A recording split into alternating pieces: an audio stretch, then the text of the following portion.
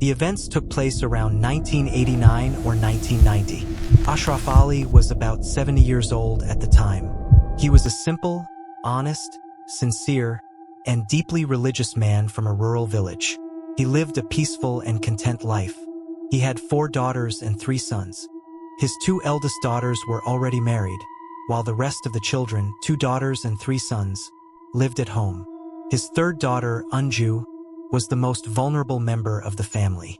Although she was disabled, she had not been born that way. When she was around 15 or 16 years old, she fell seriously ill with typhoid fever. The illness nearly took her life. By the mercy of Allah, she survived, but she lost her ability to speak. From that point on, Anju became mute, expressing herself only through her eyes and gestures. Ashraf Ali had been a devoted, practicing Muslim since his youth. In the local community, he was widely known as Ashu Bhai. Over time, Ashraf simply became Ashu in everyday speech. For generations, his family had been involved in making and selling bamboo mats and dori, a type of woven bamboo mat. This was their traditional livelihood. Every morning after the Far prayer, Ashu Bhai would set out with a sharp machete and a hoe. He traveled across nearby villages and forests, purchasing bamboo from landowners. After bringing the bamboo home, he would cut it into measured pieces and carefully slice it into thin strips. The women of the household would then weave these strips into mats and dori. These bamboo mats were used in many ways under mattresses, for house ceilings, fencing, and various other purposes. Even during burials, dori would be placed over bamboo structures inside graves. Essentially, they were a vital part of everyday life. At that time, bamboo mats and dori were in high demand. The women in Ashu Bhai's home could produce 2 to 3 mats a day. In the afternoon, he would roll the mats tightly, tie them like long bundles, carry them on his shoulder, and head to the local market. He would go to whichever market was being held nearby that day. After selling the mats, he would buy daily necessities and return home at night. This was how Ashu Bhai's family survived, day after day, year after year, living a modest but steady life. About 2 villages away from Ashu Bhai's home, there was a large jungle known as Dengar Jungle. The jungle still exists today, but over time, much of it has been cleared for settlements and farmland. Now it is only about 1/5 of its original size. A village road ran straight through the middle of this jungle. The jungle was full of bamboo. Each cluster had at least 500 bamboo stalks, at minimum and often more. There were around 100 such clusters in the jungle. Because of this dense growth, the jungle remained dark even during the daytime. Ashu Bhai used to buy bamboo from this jungle. He never took anything for free. The land had owners, and he would purchase bamboo from whoever owned the specific area where it had grown. Since working with bamboo was his profession, he had to come to this jungle quite often. Over time, he became very familiar with its layout and knew clearly what was located where. However, he did not come here every day. Different parts of the jungle belonged to different owners, so he would only come when someone decided to sell bamboo. Not everyone sold at the same time. Sometimes one area would have bamboo ready for cutting, while other areas needed more time to mature. So bamboo was sold from different sections at different times. Occasionally, he would go to other places to cut bamboo as well. Still, because he visited frequently, he knew the jungle in detail. Since the village road passed through the jungle, he would use this path at least once a week to go to the market. The owners of this jungle were among the wealthiest people in the surrounding villages at that time. One day, Ashu Bhai went to the market carrying 3 bamboo mats. Usually, people from his village did not go to that particular market because it was quite far and the route was inconvenient. Instead, they preferred closer markets. But since his livelihood depended on selling mats, he had to go wherever he could. That day, he managed to sell only 1 mat. He still had some money with him. By the time he finished buying daily necessities, it had become quite late at night. He folded the remaining mats, placed them on his shoulder, and started walking back home. A light drizzle had begun. He had to walk nearly 5 kilometers to reach home. After covering some distance, a sudden gust of wind blew out his lamp. It was a small kerosene lamp made from a tin container, shaped somewhat like a water pot. In that area, It was commonly known as a Badna lamp. Although the path was dark, occasional flashes of lightning gave him enough light to keep moving. As he approached the jungle, he noticed several people standing on the road ahead. Seeing so many people in the jungle at night was unusual. Something must have happened. As he got closer, one of them greeted him. He stopped and returned the greeting. He paused, trying to recognize someone among them. It did not feel right to ask questions without knowing who they were. Although he lived in the broader area, he was not from that exact locality. Still, he hoped to recognize at least one person. While he was trying to identify someone, one man told another to take the load from his shoulder.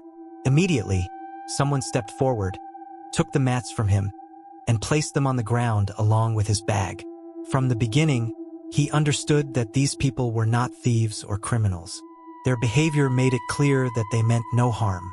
Then one man came forward and said, "Uncle, we are from this area. You often come here to buy bamboo and use this road, so we know you. Today, my elder brother has passed away.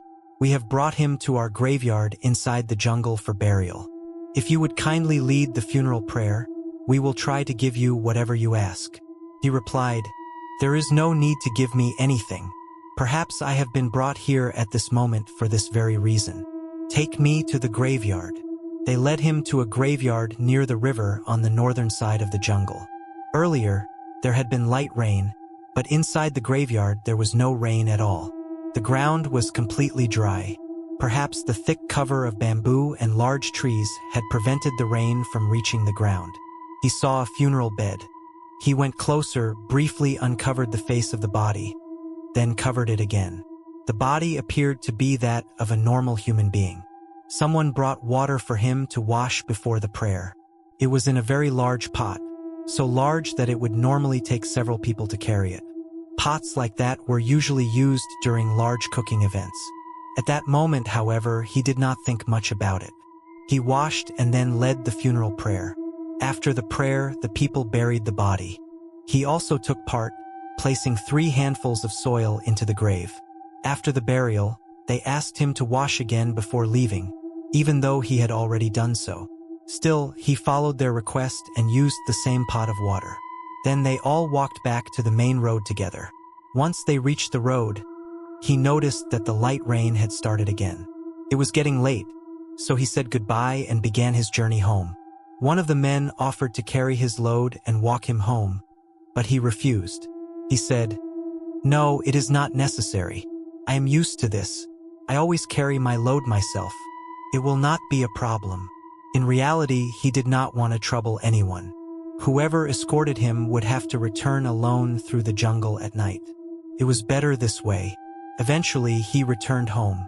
His family had been worried because he was late. He told them everything, including how he had led a funeral prayer on the way. The women in the house told him to take a bath before eating, and he did. After this incident, about 1.5 to 2 years passed. One day, he went to the jungle again with his eldest son. There was a large amount of bamboo in that area, and after cutting it, the branches often became tangled. Pulling them out alone was very difficult. So this time, he took his son along to help. When the bamboo grows very dense, it becomes much easier for 2 people to pull it out together. So Ashu Bhai cut a bamboo with his axe, brought it down, trimmed off the smaller branches, and handed them to his son, who carried them home. Near that bamboo cluster stood a large jamun tree. The tree was not straight. It leaned and curved slightly, making it easy for anyone, young or old, to climb. It was also the season when the jamun fruits were ripe. Ashu Bhai usually cut 2 bamboo stalks a day. So, he picked another one and began striking its base with his axe. Thud after thud until it was cut through. Now it was time to pull it out. He placed the axe on the ground and grabbed the bamboo to pull it, when suddenly he heard a sound coming from behind the jamun tree. It was late morning, around 11:30 or close to noon. The sound was like 2 cats fighting. Sharp, aggressive, and strange. Curious, he walked around the tree to see what it was. There, he saw a little girl and a cat. The cat, sitting on a branch, looked as if it was about to attack the girl. To scare it away, he shouted loudly. But instantly, the cat leapt onto the girl. Both of them fell to the ground. The cat quickly ran off, and within a second or two, the girl stood up again. Ashu Bhai thought to himself, "This must be someone's child from nearby. I'm going to get blamed for this." Worried, he went closer to the girl and started cleaning her clothes with his cloth. She had fallen on damp ground, so there were dirt marks on her clothes. On one side of her face, there was a scratch from the cat. It wasn't too deep, but it wasn't very light either. The skin had been marked, but there was no visible bleeding, only a reddish line. Normally, such a scratch would cause slight bleeding, but in her case, it was just a red mark. Looking at her, he felt she didn't seem like an ordinary village child. She appeared to be from a wealthy family. Her clothes were elegant, almost like something a princess would wear in stories. She was about 4 or 5 years old, and her complexion was unusually beautiful, far beyond what he had seen in anyone before. He asked her several times if she was hurt. She shook her head, indicating that she was not. He then offered to walk her home and asked where she lived. But instead of going toward the direction of the village, the girl began walking deeper into the jungle. Ashu Bhai assumed her home must be somewhere in that direction. He thought about following her, but then hesitated. If her parents blamed him for letting her climb the tree and fall, it could lead to trouble. So he stayed where he was and watched until she disappeared from sight. After that, he pulled out the bamboo, trimmed it, and lifted it onto his shoulder, preparing to return home. Just then, he noticed something lying on the ground. He picked it up. It was an anklet. It wasn't gold or silver, but made of some other metal, neither white nor golden, but a different kind of color. It was decorated with many small, shiny stones. He realized it must belong to the little girl. He placed the bamboo down and searched around the jungle for quite some time, trying to find her, but she was nowhere to be seen. He thought, if I ask someone, anyone with a child of that age might claim it as theirs out of greed. He wanted to return it to the real owner. So he decided, I'll come back tomorrow. If someone asks, I'll recognize the child and return it properly. Despite being poor, he felt no greed for the anklet. He tied it into his cloth at his waist, lifted the bamboo onto his shoulder, and went home. At home, he told his wife about the incident and showed her the anklet. His wife and 2 daughters were there. He warned them not to tell anyone about it. His wife carefully placed the anklet inside a steel trunk in their room. Later that afternoon, when Ashu Bhai went to the market, Anju asked her mother to let her wear the anklet. When she was refused, she began crying. At night, when he returned home, his wife told him about Anju's request. He opened the trunk, took out the anklet, and gave it to her. Anju was overjoyed. She wore it happily and eventually fell asleep. There was only one wooden bed in the house. Ashu Bhai and his wife slept on it while the others slept on the floor. That night, Anju fell asleep beside her grandmother, still wearing the anklet. It was around midnight, not long before the dawn call to prayer. Suddenly, Anju screamed. Everyone woke up in panic. Her grandmother also began shouting, thinking something terrible had happened, perhaps even a fire. They noticed that the door of the house was open. Anju had sat up screaming, but then suddenly lost consciousness. Before anyone could understand what had happened, they rushed to bring her back to her senses. Neighbors also came running after hearing the commotion. At that moment, Ashu Bhai looked toward her feet and saw that the anklet was gone. He immediately thought, a thief must have come and taken it from her feet. She must have woken up and fainted in fear. His heart sank. He felt deeply guilty, as if he had failed to protect something entrusted to him. But he said nothing. After a while, Anju regained consciousness. And then something unbelievable happened. She began to speak, clearly, naturally, for the first time since her illness. Ashu Bhai and his wife were overwhelmed with gratitude. For so long, Anju's inability to speak had made her future uncertain. They had even given up hope of her marriage, fearing she would suffer neglect in another household. So they had decided to keep her with them. Even after her voice returned, Ashu Bhai felt deeply troubled inside. The next day, people from the village came to see her. Later, relatives also visited. That night, before going to sleep, He asked Anju about the anklet. Anju said, "I was sleeping. Suddenly, someone opened the door. Moonlight came into the room, but I didn't see anyone leave. Then I saw several men standing outside in the yard. All of them were dressed in long traditional clothes. I thought maybe they had come to call you for prayer. Two of them entered the room. I sat up wanting to call you, but I couldn't. I still couldn't speak. Couldn't even move my body. I couldn't see their faces at all. One of them came near my feet. His hands were very cold. And then, he removed the anklet from my foot. I didn't feel anything clearly, only a cold sensation where my foot was touched. Another person came near my head and placed a hand on it.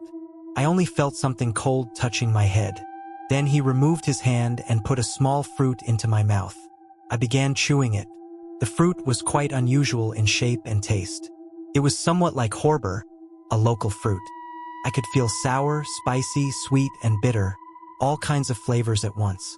After I swallowed it, the man gently laid me down on the pillow and left the room. After they all moved out into the yard, the moonlight disappeared. Both the room and the yard became dark. After a while, I regained my strength and screamed to call everyone.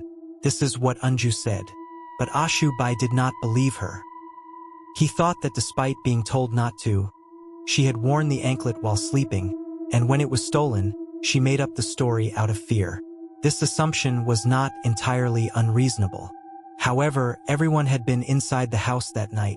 No one had gone outside. Then who opened the door? That question remained in his mind. Ashu Bhai warned Anju and everyone else not to tell anyone about this incident. If the matter of the anklet spread, it might create serious trouble, perhaps even forcing them to sell their home to repay its value. About 15 to 20 days later, a forest owner sent word to Ashu Bhai that he wanted to sell some bamboo. After receiving the message, Ashu Bhai took his axe and machete and went to the forest. As he entered the forest and approached a bamboo cluster, he felt a strange silence all around. Normally, forests are filled with the constant sounds of insects and birds. But that day, it seemed as if there wasn't a single sound. Not even a bird. He cut the base of a bamboo with his axe, but no matter how hard he tried, he couldn't pull it out. The top branches were tightly entangled with surrounding bamboo shoots. That day, he had gone alone, so there was no one to help him. Still, he had to manage it himself. He folded his lungi up, stepped onto the gaps between the bamboo branches, and climbed up to the top. With one strong strike of his machete, the bamboo loosened. But suddenly, he lost his balance and began to fall. He had been standing at a dangerous height. Falling from there would almost certainly mean death. As he was falling, he felt as if someone caught him. It felt like two hands were holding him, one under his back and the other under his knees, like someone carrying him in their arms. Then, slowly, he was brought down and placed gently on the ground, a little away from the bamboo cluster, as if he had been floating. His heart was pounding violently. He looked around in confusion. He clearly remembered being on top of the bamboo. If he had fallen, he should have landed within the cluster. But how did he end up here? He was certain someone had carried him. The hands that held him felt extremely cold. As he thought about all this, his body began to feel numb. His chest was still pounding heavily. He sat down on the ground. Suddenly, he remembered Anju's words. She had also mentioned cold hands. Now he had felt the same thing himself. That night, someone had taken the anklet from Anju's foot. And that anklet, he had found it in this very forest. He also remembered an incident from 2 years ago, when he had returned through this forest after a burial. Those people had said they lived there, but never told exactly where.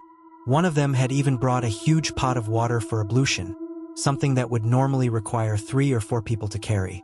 Thinking of all this, he noticed his entire body was drenched in sweat. Soon, everything around him became blurry, and he lost consciousness. When he regained his senses, he clearly remembered that he had been inside the forest before fainting. But 2 men passing along the road later found him sitting by the roadside, leaning against a tree. They knew him. At first, they thought he was just resting in the shade and had fallen asleep. One of them approached and called him Ashu Bhai. As soon as he touched him, His body collapsed to the ground. They thought he had died. Immediately, they called others nearby.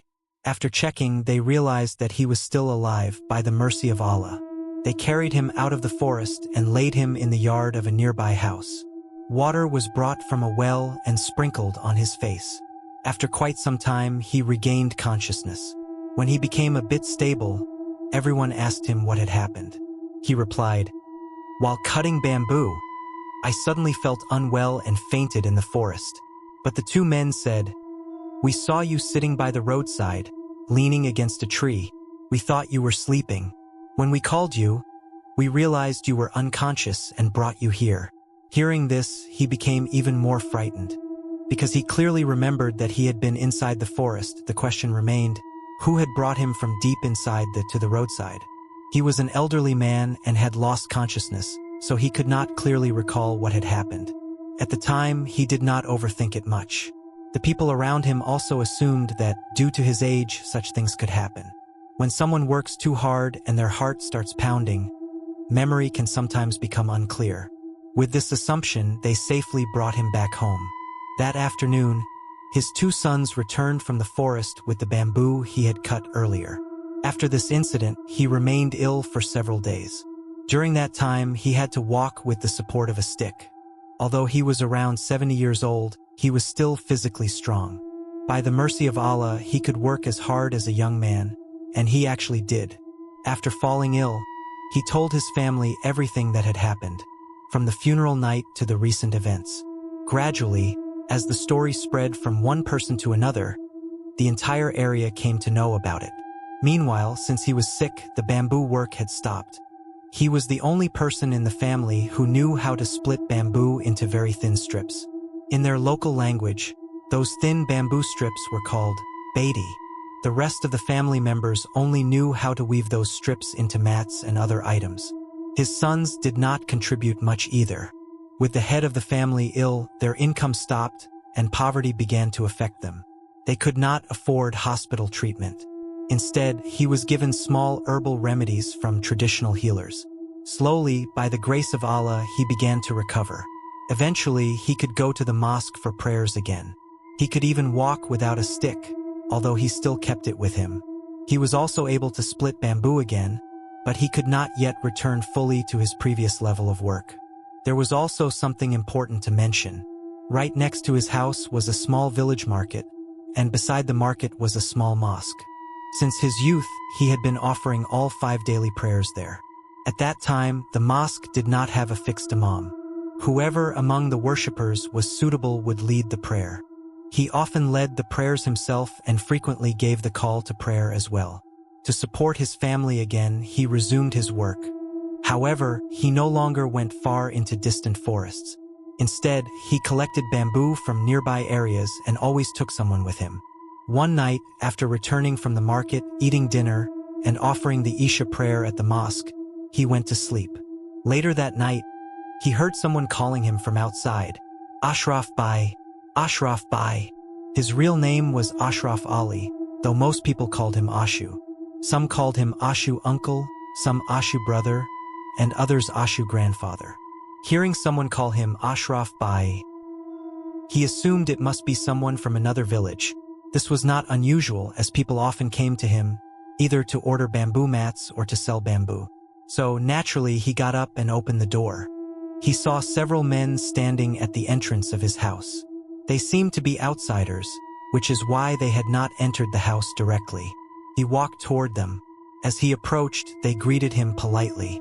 He returned the greeting. One of them stepped forward, shook his hand, and embraced him. When he touched the man's hand, he noticed something strange. It was extremely cold. The hand felt normal, yet oddly light, as if it had almost no weight. He felt uneasy and silently began reciting a prayer for protection. The man reassured him, saying, "Ashraf Bhai, do not be afraid. We have not come to harm you. We came here so that you would not be afraid." He had just woken up, and everyone in the house was still inside. He didn't see anything alarming. So he replied, "No, I am not afraid. But who are you? Why have you come? How can I help you?" The man said, "You seem to be reciting a prayer out of fear. If we were evil, we would have been burned by now. Hearing this, he became certain these were not humans. He realized that they were somehow connected to everything that had happened, the funeral, the little girl, and the incident in the forest. He also felt that they meant him no harm. If they wanted to harm him, they could have done so long ago. The voice of the man speaking to him sounded familiar. Then suddenly he remembered, this was the same person who had taken him to lead the funeral prayer that night. The man then revealed their identity. They were from the jinn race. That night it was his elder brother who had died. The brother had wished that his funeral prayer be led by a righteous and sincere human being. When they saw Ashraf, they recognized him as a good and simple religious man, someone whose daughter had lost her speech due to illness. So they approached him in human form and requested him to lead the prayer. He agreed and even took part in the burial. Because of this, they became deeply grateful to him. They also explained that their kind had been living in that forest for generations. As for the little girl he had seen in the forest, she was actually one of them. The cat he saw was another child in a different form. They were playing and ended up fighting just like children often do. After returning home, it was discovered that the girl had lost her anklet in the forest. Later, 2 elders came with her and saw that he had found the anklet and was searching for its rightful owner. Since they already knew about him, they trusted him. They explained that usually sorcerers or occult practitioners try to collect items used by jinn. If such items fall into the wrong hands, those people can use them to control or manipulate jinn. They were certain that Ashu Bhai was not that kind of person. They informed their leader that Ashu Bhai had a daughter who was mute and disabled, but her condition was not from birth. They also explained that if they appeared before him to take back the anklet, considering his age, he might become frightened. Something serious could happen, he might even suffer a stroke. Hearing this, their leader became interested in meeting such a person. He also said that he would be able to cure the girl. That very night, the leader and a few members of their group came to Ashu Bhai's house and took back the anklet. They already knew that his daughter was mute and that she was wearing the anklet while sleeping. They had knowledge of how to treat such a condition. So, by the will of Allah, the leader healed Anju. Then they took the anklet and left. Everything they did was out of gratitude toward Ashu Bhai. During their conversation, another member stepped forward from behind. He shook hands with Ashu Bhai and placed a ring on his finger. This person was the leader of their group. Ashu Bhai immediately tried to remove the ring. As he was about to take it off with his other hand, the leader gently held his hand and stopped him. He said, "Ashraf Bhai, please do not return my gift and make me small in front of my family and my tribe. I am nearly 1,000 years old, and I have been the leader of this tribe for almost 300 years. Just as you are nearing the end of your life, I too am approaching the end of mine. Neither I nor anyone from my tribe will ever place any demand or condition upon you, now or in the future. As long as you live, this gift will remain with you. After your death, it will return to us on its own. You or your family will not need to give it back. By the will of Allah, this ring will protect you, and even your family, from many dangers. If you ever feel the need for our help, simply touch the ring and remember us in your heart. We will come to you at the right time, inshallah. Even if not immediately, we will come when the opportunity allows." Since there were no conditions or obligations attached to the ring, Ashu Bhai accepted it. He spoke with them for some more time and eventually they took their leave. After that, he returned home. That night, along with fear, he also felt a strange sense of courage. He told his wife everything in detail but strictly forbade her from telling anyone about it. From then on, he continued his life normally. Many people later asked him about the ring. Whenever someone noticed it, they would ask where he had gotten it. Some even wanted to hold it in their hands, but he would not take it off. Instead, he would let them touch it while it remained on his finger. The ring was neither gold nor silver. As long as he lived, it never lost its shine or became dull. It had a green stone set in it. However, throughout the rest of his life, he never used the ring's power. He never called upon them for help. Although he lived in poverty, he was always grateful to Allah. Despite hardship, he lived a peaceful and content life with his family. Years passed. One night, Ashu Bhai was returning home alone from the market. It was the night before Eid, the night of the moon sighting. In his village, there was a man named Gaddu Miah. He was a notorious bandit, and not just any bandit, but the leader of a gang. Later, Gaddu Miah was killed in a police encounter. At that time, he was around 45 to 50 years old. He was unmarried and had no family. His gang had about 10 to 12 members, and his house served as their base. Interestingly, Gaddu Miah and his gang never robbed anyone from their own village or even their own union. He also had a remarkable trait. He never committed any crime against women. In fact, he deeply respected them. Because of this, none of his gang members ever dared to commit crimes involving women. If any incident of domestic violence or dowry abuse occurred in nearby villages, and if local leaders failed to resolve it, and the matter reached Gaddu Miah, then severe consequences would follow. Those responsible would face terrifying punishment. As a result, people in the surrounding areas lived in fear, but also knew that such injustice would not go unpunished. There were even cases where a groom's family demanded dowry after marriage, and when the bride's family couldn't afford it, instead of threatening them, Gaddu Miah himself would sometimes pay the dowry to resolve the issue. Most members of his gang were not from the same village. They came from different places and gathered at his house at night. They usually targeted wealthy households in distant areas. Often, they would kidnap children from rich families and release them later in exchange for ransom, but they never harmed them. Even though they never harmed anyone in their own village, people were still deeply afraid of them. One night, Gaddu Miah and his gang set out for a robbery. They left the main road and took a shortcut through the fields. One of the gang members, named Ashraf Ali, noticed someone approaching from a distance. That person was Ashu Bhai. Now the situation was tense. Ashu Bhai had seen them, and they had seen him. All their faces were covered with cloth. But still, Ashu Bhai had seen them. However, he could not clearly recognize them. But the gang members recognized Ashu Bhai immediately. Even though he could not identify each of them, he understood that they were members of Gaddu Miah's gang, with their faces covered in cloth. At that moment, Gaddu Miah said, "Uncle, I am Gaddu. You may recognize me, but you have not seen any of us, and you have heard nothing." Ashu Bhai replied, "All right, son. I have not seen anyone." Just then, one of the gang members, Ashraf Ali, tried to remove the ring from Ashu Bhai's hand. Ashu Bhai pleaded with folded hands, begging him not to take it. Gaddu Miah scolded him and said, "Kodam, leave uncle alone. We are getting late."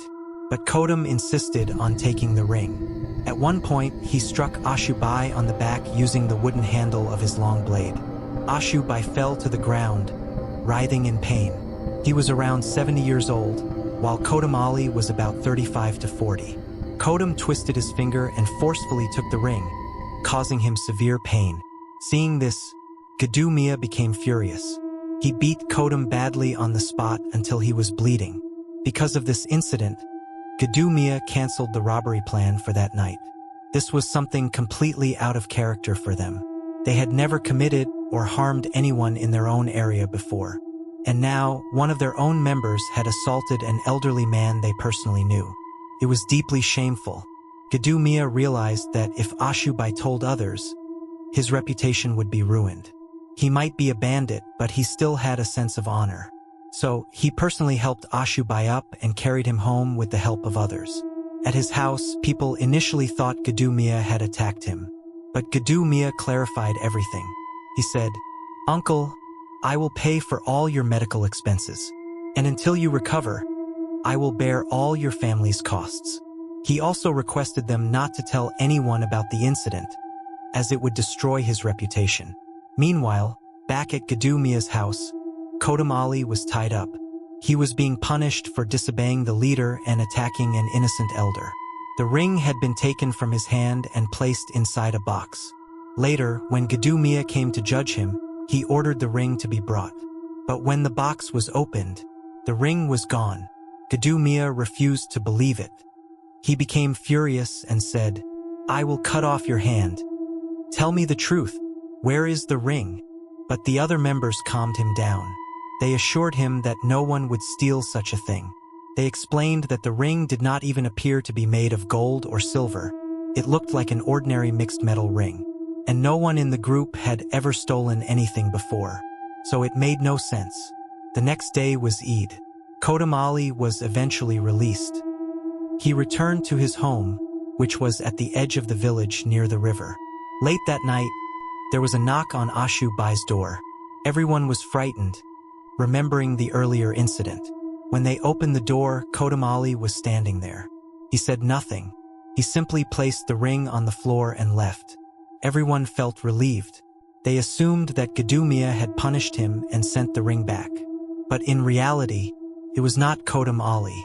It was a jinn who had taken his form and returned the ring.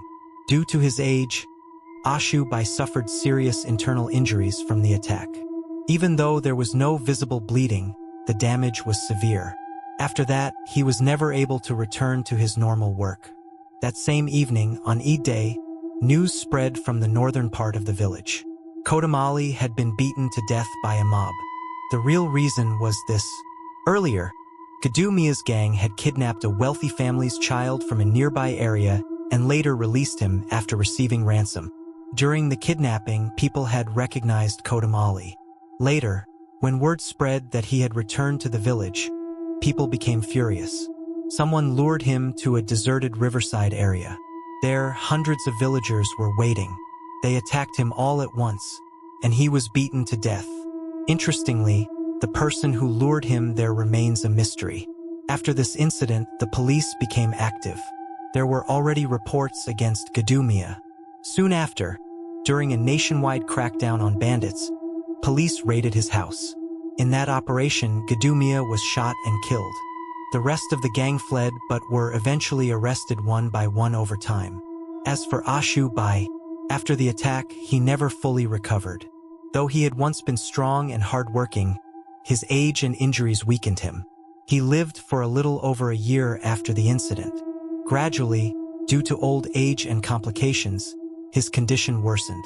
Eventually, he passed away. Inna lillahi wa inna ilaihi raji'un. Before his death, he had told Karim Munshi, a close and trusted person, that he should perform his final ritual washing. He also said something unusual, that during another person would come to assist him, but that person would not speak to anyone, not even to Karim Munshi.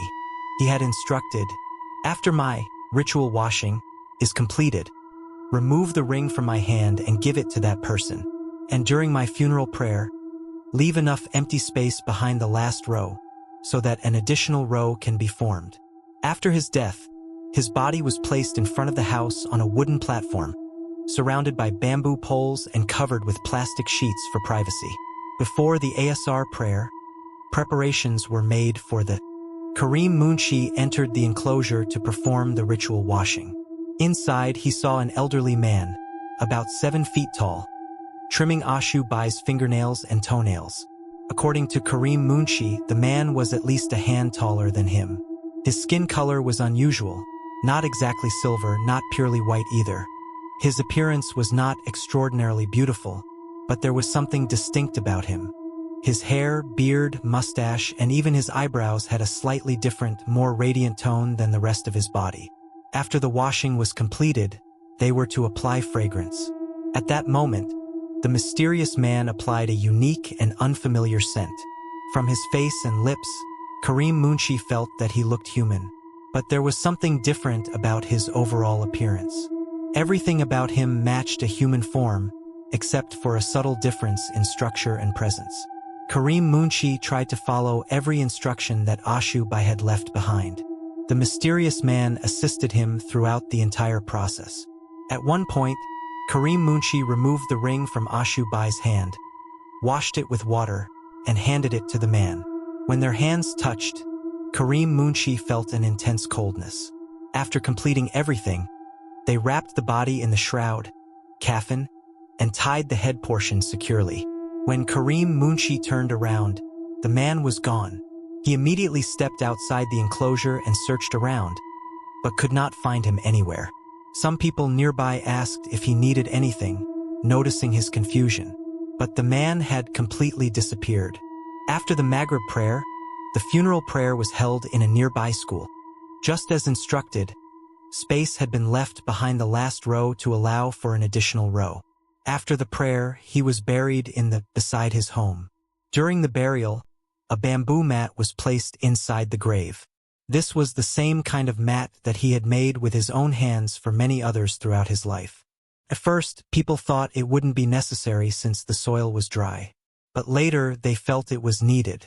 Since there was no time to buy one, they brought one from his home, washed it in the pond, and placed it in the grave. This was the story of Ashu Bhai's life.